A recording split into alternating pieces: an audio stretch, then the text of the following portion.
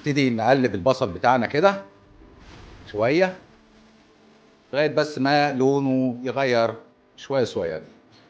واحنا منتظرين البصل لونه يغير كده هندخل على الطاسه التانيه،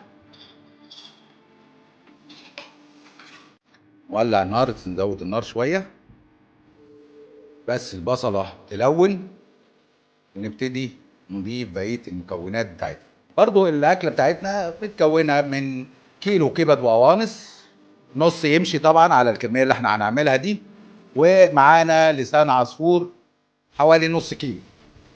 نبتدي ننزل برضو بلسان العصفور في الطاسه التانيه.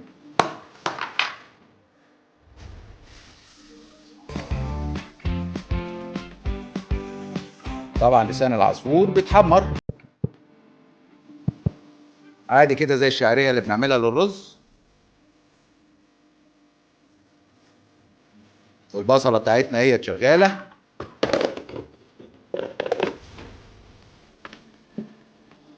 البصله هي ابتدت تدبل، عايزين بس لون خفيف كده.